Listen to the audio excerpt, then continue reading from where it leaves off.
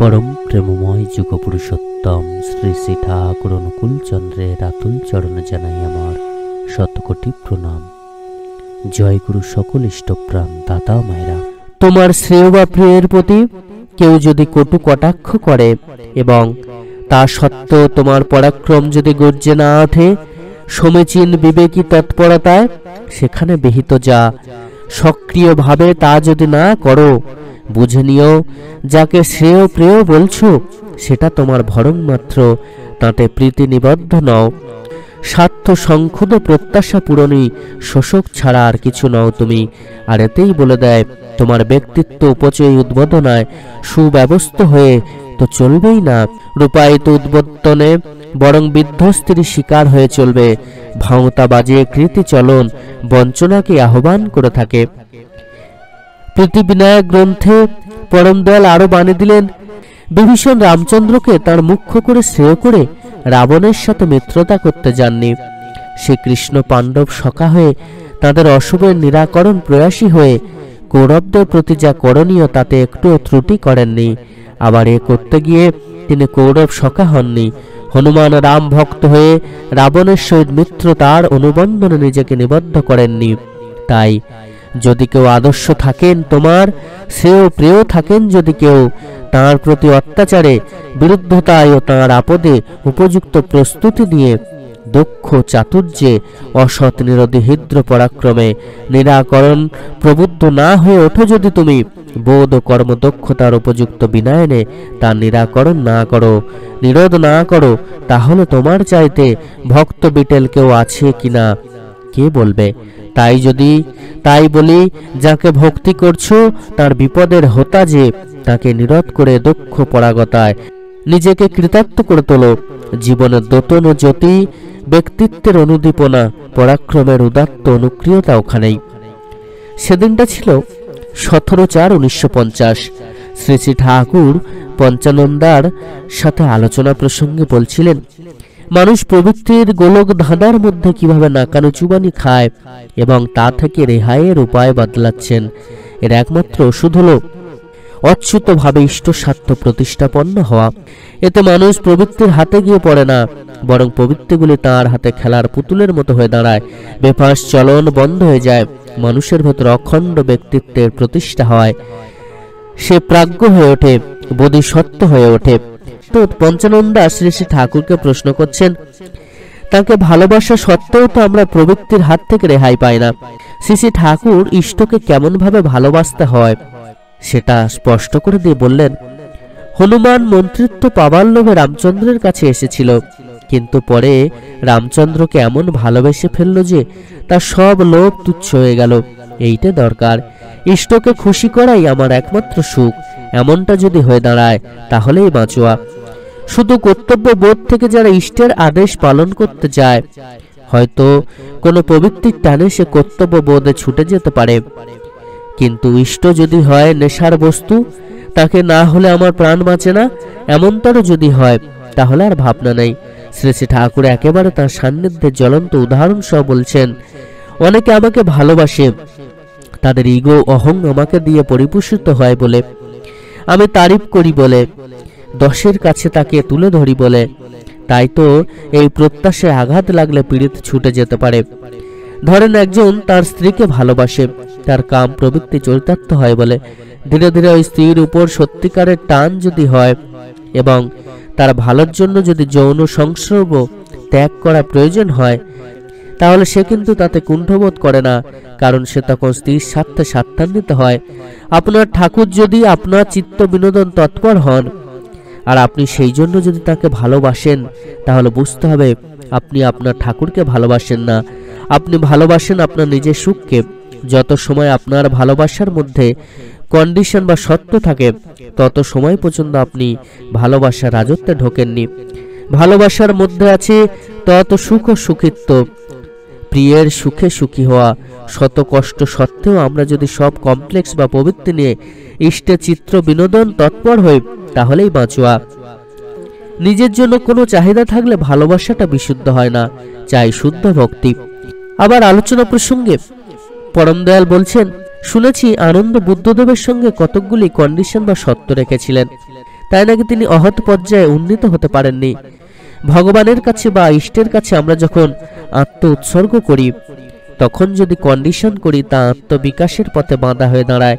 এমনকি ইষ্টের ইচ্ছা পূরণ ছাড়া ব্যক্তিগত যদি কোনো আমাদের প্রত্যাশা থেকে থাকে, তাও অন্তরায় হয়ে দাঁড়ায়। ইষ্টের সঙ্গে ভাবটা হবে এমন যে আমি তোমার জন্যই তোমাকে ভালোবাসি, কেন ভালোবাসি তা জানি না, ভালো না বেশে পারি না, তাই বাসি। এমনটা হলেই তো সত্যিকার আত্মোন্নয়ন হয়। শুনেছি কাশ্যপও, মৌদগল্যায়ন, সারিপুত্র এদের রকমটা খুব সহজ ছিল এবং তারা সহজেই অহৎ পদ লাভ করেছিলেন। এ শুনে কেষ্টদা বলছেন, আনন্দের বুদ্ধদেবের শরীরের প্রতি একটা মূঢ় টান ছিল এবং তাঁর স্বাচ্ছন্দ্য বিধানের দিকে খুব নজর ছিল, কিন্তু তিনি বুদ্ধদেবের আদর্শ ও উদ্দেশ্য সম্বন্ধে বিশেষ সচেতন ছিলেন না। জবাবে দয়াল বলছেন, সে টান যদি মূঢ় হয় তাও ভালো ছিল যদি এই কন্ডিশন না করতেন। কন্ডিশন করে ভালোবাসলে মানুষটার প্রতি ভালোবাসা হয় না, ভালোবাসা হয় সেই কন্ডিশনের প্রতি। সেদিনটা ছিল 2/4/1950। পরম দয়াল কথা প্রসঙ্গে বলছেন, আদত কথা হলো ভালোবাসা। ভালোবাসার ভিতরে একটা চুম্বকত্ব আছে। তুমি যদি ইষ্টকে ভালোবাসো এবং ইষ্ট পিতর্থে বিশ্ব সংসারের সবকিছুকে ভালোবাসো এবং সবার ভালো করতে চেষ্টা করো, তবে তোমার ভিতর এমন একটা আকর্ষণীয় শক্তি জেগে উঠবে যে অপরেও তোমাকে ভালো না বেশে পারবে না। এক সময় কত পাখি আমার গায়ে এসে বসতো, তবে একটা কথা, ভগবান তোমাকে কতখানি ভালোবাসেন তা খতিয়ে দেখতে যেও না, তাতে তোমার কোনো লাভ নেই। প্রত্যাশা শূন্য হয়ে তুমি তাকে যত ভালোবাসবে ততই তোমার মধ্যে ভালোবাসার উৎকর্ষ হবে, তা ফুটন্ত হয়ে উঠবে। প্রেষ্টের প্রতি সত্যিকার টান থাকলে তিনি যদি একজনকে অনাদার করেন, তখন সে তার কারণ খুঁজে পেতে বের করে, নিজেকে অ্যাডজাস্ট বা নিয়ন্ত্রণ করতে চেষ্টা করে, নচেত হয়তো অভিমানের দরুন নিজের দোষটা দেখতে পায় না এবং আত্মসংশোধনও হয় না। ইষ্টকে ভালোবাসা মানে নিজের সম্বন্ধে নিষ্প্রশ্ন হয়ে ইষ্টের প্রীতি স্বার্থ প্রতিষ্ঠার জন্য নিজেকে উজাড় করে দেয়া। করা ছাড়া ভালোবাসার কোনো অর্থ নেই। একদা বলছেন, তাকে ভালোবাসে অথচ তার জন্য যদি কিছু না করে থাকি, তাহলে সে ভালোবাসা একটা সোনার পিতলে ঘুঘু। সে ভালোবাসা ভালোবাসাই নয়, ওটা পবিত্রের নামান্তর। সেদিন আপন মনে শ্রী শ্রী ঠাকুর বলছেন, কামের ভালোবাসা প্রেমের ভালোবাসা এই দুইয়ে ঢের তফাৎ। কামের ভালোবাসায় মানুষ কেবল চায়, তাতে মানুষ তৃপ্তি পায় না, ওর মধ্যে ভালোবাসার ভয় নেই। স্বামী স্ত্রীর মধ্যে যদি শুধু কামের ভিত্তিতে ভালোবাসা থাকে, তবে সেখানেও ওই নিজের জন্য চাহিদাই প্রবল হয়, তাই পেলেই হলো, তার মধ্যে উপভোগ বলে জিনিসই নেই। সত্যিকার ভালোবাসার একটা পরশে লক্ষ্য কাম মোহিত হয়ে যায়। স্বামী প্রীতি যদি থাকে, স্বামী যদি শ্রেয় হয়, সেখানে কামেও একটা উপভোগ থাকে। গোড়ার জিনিস হলো শ্রদ্ধা প্রীতি। হীরাবাই যেমন হরিদাসের স্পর্শে কেমন ভালো হয়ে গেল, তাতে দয়াল বলছেন, ভালো হয়ে গেল মানে ভালোবেসে ফেললো, ভালো না বাসলে হতে পারে না। বৈষ্ণব গ্রন্থে আছে, আমি মুক্তি দিতে কাতর নই, কিন্তু ভক্তি দিতে কাতর হই। ভক্তি যদি থাকে, সে ভগবানকে আপন করে ফেলে। প্রবোধদা শ্রী শ্রী ঠাকুরকে বলছেন, ভালোবাসা জিনিসটা আমার মনে হয় পাহাড় লঙ্ঘন করার থেকেও শক্ত। তখন শ্রী শ্রী ঠাকুর বলছেন, আমার তো মনে হয় না, আমার মনে হয় তা গিভেন বা ভগবত প্রদত্ত। কারো তার স্ত্রীতে, কারো টাকা পয়সায়, কারো ছেলে পেলেই ভালোবাসাটা আছে, অ্যাপ্লাই করলেই হয়। প্রবোধদা বলছেন, ইষ্টের উপর টান হওয়াটা তো কঠিন। শ্রী শ্রী ঠাকুর বলছেন, ইচ্ছা করলে লহমায় হয়। আমাদের ভিতর থাকে অন্য বুদ্ধি, বাইরে দেখাই অন্যরকম। লর্ড বা প্রভুকে ভালোবাসাই যে দেশের ও দশের ভালো থাকা ও ভালো হওয়ার একমাত্র পথ। মিস্টার এক্সম্যানের সাথে পরম দয়ালের কথোপকথনে ব্যক্ত হলো সেদিন 10 সেপ্টেম্বর 1961 তারিখে। মিস্টার এক্সম্যান শ্রী শ্রী ঠাকুরকে বলছেন, সমস্ত অন্যায়কে জয় করা কি সম্ভব?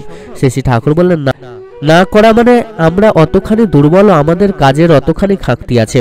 আমরা যদি ঠিক মতো চলি, তাহলে সবকিছুই করা সম্ভব। প্রত্যেকেই বাঁচতে চায়, জীবনকে ভালোবাসে। একমাত্র পাগল ছাড়া কেউ বলে না আমি মরতে চাই। আমরা বাঁচতে চাই বলে পরিবেশকেও আমরা বাঁচাতে চাই, কারণ আমাদের বাঁচার স্বার্থই হচ্ছে পরিবেশ। সেজন্য পরিবেশকে জীবনীয় করে তোলা আমাদের নিজেদের স্বার্থেই অত্যন্ত দরকার। হাজারমান্দা শ্রী শ্রী ঠাকুরকে প্রশ্ন করলেন, আমেরিকায় জীবনটাকে খুব নির্জন ও একলা মনে হয়, আমরা একা একা কি করতে পারি? আর এ তো বহু সময় সাপেক্ষ ব্যাপার। শ্রী শ্রী ঠাকুর বললেন, একদিনেই কি এতদিনে না করা সব জিনিস করা যায়? কিন্তু তবু এটা করতেই হবে। ভবিষ্যতে গাছের ফল খেতে হলে আজ সে গাছের বীজকে বপন করতেই হবে। হাজারমান্দা তখন শ্রী শ্রী ঠাকুরকে বললেন, আমি ভাবি যদি কোনো সহজ পথ থাকে যাতে তাড়াতাড়ি সব করা যায়। শ্রী শ্রী ঠাকুর বললেন, যে মানুষ রাতারাতি এরকম করতে পারে সে সত্যিই কৃপাধন্য মানুষ। যদিও তাকে আঘাত সহ্য করতে হয় তবুও সে আশিস ধন্য। তাহলে সে সত্যিই ভালোবাসার টর্নেডো বা জলোচ্ছ্বাসের মতো হয়ে উঠতে পারে। মানুষ তো বাঁচতে চায়, কিন্তু সে করতে চায় না তা যা তার বাঁচাকে সাহায্য করে। সে চায় আমি বাঁচি, আমি বড় হই, কিন্তু তার জন্য যা করণীয় সেটা কিন্তু সে করে না। তোমার খিদে লাগলে তুমি যদি না খাও তাহলে খিদে কিন্তু মিটবে না। তাই আগ্রহের সঙ্গে যদি চলা ও করা নিষ্ঠা না থাকে তবে তো জীবন কি অবসন্ন করে তোলে। মিস্টার এক্সম্যান বললেন, তাহলে আপনি বলতে চান মানুষ আসল ভালোবাসা কাকে বলে তা জানে না? শ্রী ঠাকুর বললেন, বোধহয় তাই, কিন্তু তবু ভালোবাসা তাদের সবার মধ্যেই আছে, তাই তারা বেঁচে থাকে এবং ভালোবাসা পেতেও চায় সকলে। মিস্টার এক্সম্যান বললেন, বোধহয় তাদের ভালোবাসা তারা ব্যয় করে অন্ধ অহং ও অন্যান্য প্রবৃত্তির পথে। শ্রী ঠাকুর বললেন, আমি হয়তো ঝগড়া করতে ভালোবাসি, মারামারি করতে ভালোবাসি, অ্যাটম বোমা দিয়ে লোক মারতে ভালোবাসি, এইভাবে ভালোবাসাকে ব্যবহার করতে চাই, কিন্তু ভগবানকে ভালোবাসতে রাজি নই, অথচ সেই ভালোবাসা অত কিছুতে দিয়ে থাকি। হাজারমান্দা বলছেন, সবাই যদি তা করতো তাহলেই তো সেটা সম্ভব হতো। শ্রী ঠাকুর বলেন, যত বেশি লোক তাদের ভালোবাসা লর্ডকে অর্থাৎ প্রভুকে দিতে চাইবে তত বেশি তারা দেশের দশের ভালো করবে। এইভাবে যদি আমরা প্রভুকে ভালোবাসতে পারি, এইভাবে যদি আমরা পরমপিতার সেবা করতে পারি, এইভাবে যদি আমরা পরমপিতার সাধনা করতে পারি, তাহলে কিন্তু আমরা অতি অবশ্যই পরম দয়ালের আশীর্বাদ লাভ করতে পারবো। এইভাবেই কিন্তু পরম দয়ালকে ভালোবাসতে হয়। নিজের মনকে পুরোপুরি তাঁর চরণে উজাড় করে ভালোবাসতে হয়। তাকে পাওয়ার জন্য তার জন্য কর্ম করতে হয় এবং নিজের জীবনকে ধন্য করার জন্য কর্ম করতে হয়। সকল ইষ্টপ্রাণ দাদা মায়েরা প্রত্যেকে খুব ভালো থাকবেন। পরম দয়াল আপনাদের প্রত্যেকের মঙ্গল করুন। জয় গুরু বন্দে পুরুষোত্তমম।